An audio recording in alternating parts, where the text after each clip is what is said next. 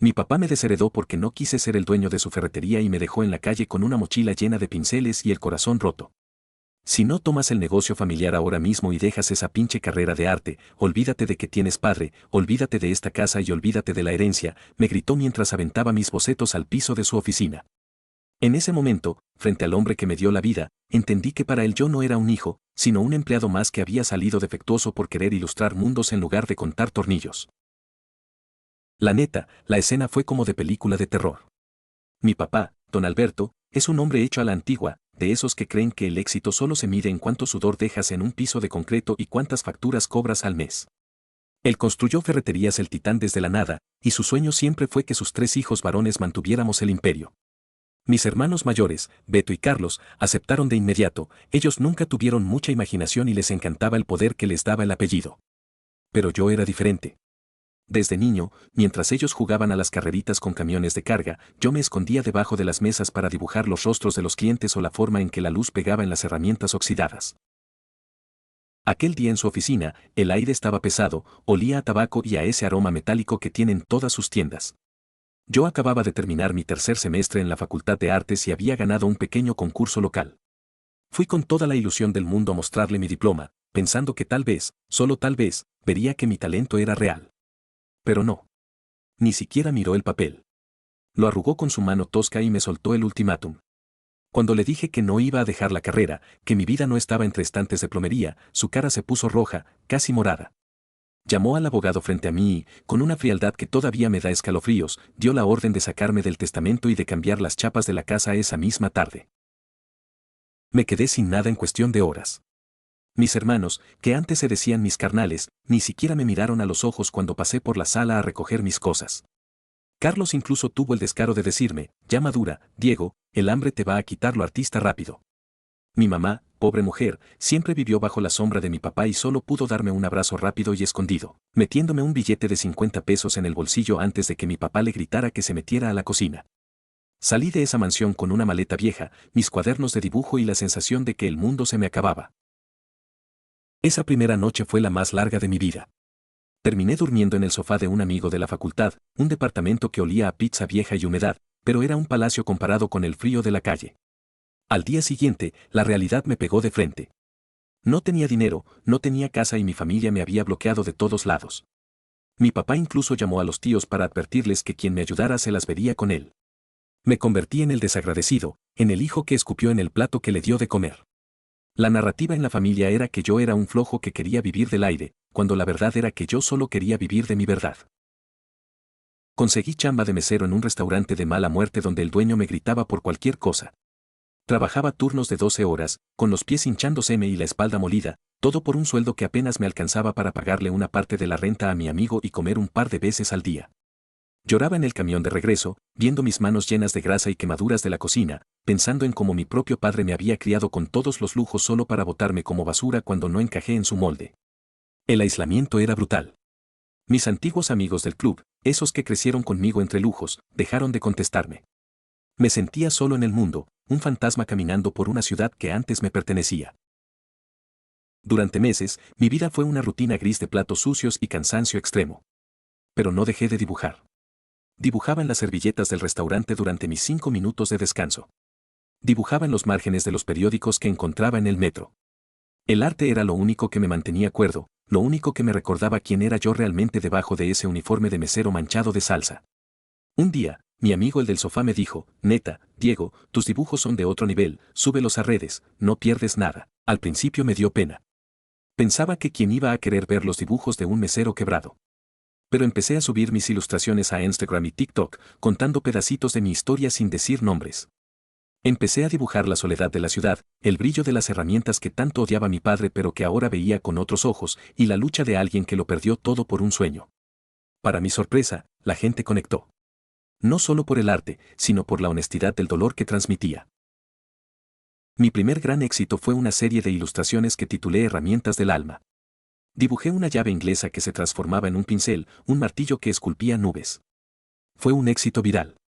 De pronto, tenía miles de seguidores y los mensajes empezaron a llegar. Oye, vendes prints, haces comisiones para portadas de libros, puedes diseñar un tatuaje. Esa fue la chispa que necesitaba. Ahorré cada peso de las propinas del restaurante para comprarme una tableta digital usada. Trabajaba de 8 de la mañana a 8 de la noche en el restaurante y de 9 de la noche a 3 de la mañana dibujando en la tableta. Estaba exhausto, pero por primera vez en mi vida, estaba feliz. Lanzar mi tienda online fue el punto de no retorno. Recuerdo que la primera noche que puse a la venta mis prints, no podía dormir. A la mañana siguiente, tenía ventas de España, Argentina, Estados Unidos y, por supuesto, de aquí de México. En una semana gané lo que ganaba en 3 meses como mesero. Por fin pude rentar mi propio estudio, un lugar chiquito con una ventana grande por donde entraba el sol, y lo primero que hice fue comprarme los mejores materiales que existían, esos que mi papá decía que eran desperdicio de dinero. Mi carrera como ilustrador freelance despegó de una forma que nunca imaginé. Empecé a trabajar con editoriales internacionales, diseñé la identidad visual de un festival de música y hasta tuve mi primera exposición individual en una galería importante de la ciudad.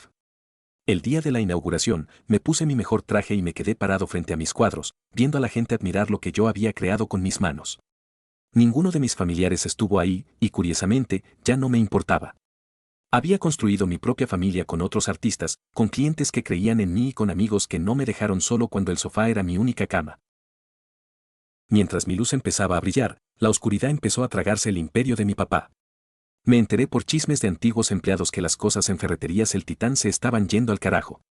Mis hermanos, Beto y Carlos, resultaron ser unos completos inútiles para la administración. Beto empezó a sacar dinero de la caja para sus vicios y Carlos se dedicó a tratar mal a los proveedores, perdiendo créditos importantes.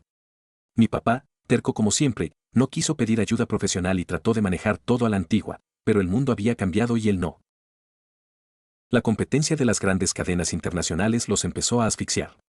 Don Alberto, en un acto de desesperación, pidió préstamos con intereses altísimos poniendo las propiedades como garantía. Hace un año, la noticia explotó, tuvieron que vender el negocio principal por una fracción de lo que valía para cubrir las deudas de mis hermanos. La mansión donde crecí, esa de la que me corrieron sin piedad, entró en embargo. Mis hermanos ahora se pelean por las migajas que quedan, demandándose entre ellos y culpándose mutuamente de la ruina, mientras mi papá vive en un departamento pequeño, amargado y con la salud deteriorada por tanto coraje acumulado. Hace poco, mi papá intentó contactarme. Me mandó un mensaje de texto que decía, hijo, vi que te va bien. Qué orgullo que siempre fuiste trabajador. Necesito hablar contigo de unos asuntos de la familia. No le contesté. No fue por maldad, sino porque el hombre que me escribió ese mensaje no era el que me desheredó por mis sueños, sino uno que ahora buscaba una tabla de salvación en el mar de su propio fracaso. Yo ya no soy ese niño que buscaba su aprobación debajo de las mesas. Soy un hombre que se forjó en el fuego de la traición y que aprendió que la única herencia que vale la pena es la que uno construye con su propio talento. A veces veo mis manos y ya no tienen manchas de grasa de ferretería ni quemaduras de cocina, sino manchas de tinta y pintura. Esas manchas son mis medallas de guerra. Logré lo que mi papá dijo que era imposible, vivir de mi pasión, tener paz mental y no tener que agachar la cabeza ante nadie. Mi mamá a veces me visita a escondidas y me cuenta que mi papá se la pasa viendo mis redes sociales en silencio, viendo cómo viajo por el mundo dando conferencias y vendiendo mi arte. Sé que en el fondo, lo que más le duele no es haber perdido el dinero, sino haberse dado cuenta de que el hijo que él llamó pendejo fue el único que tuvo la fuerza para triunfar sin su ayuda. Hoy vivo mi mejor vida en un loft lleno de luz, con mi perro, mis plantas y un estudio de arte que es mi santuario. Tengo libertad total de mi tiempo y mi creatividad. Ya no hay gritos, ya no hay ultimátums, ya no hay ese miedo constante de no ser suficiente. He perdonado el pasado, pero no he olvidado las lecciones. La lealtad no se compra con testamentos y el amor no se condiciona a una carrera profesional.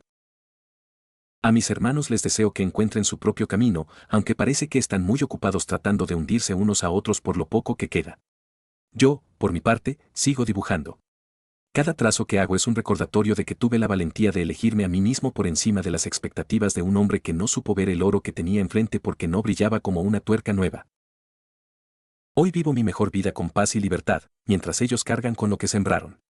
Cada vez que recibo un nuevo encargo o veo mis libros en los estantes de una librería, recuerdo aquel día en la oficina de mi papá. Recuerdo el miedo, recuerdo el frío y recuerdo mi decisión.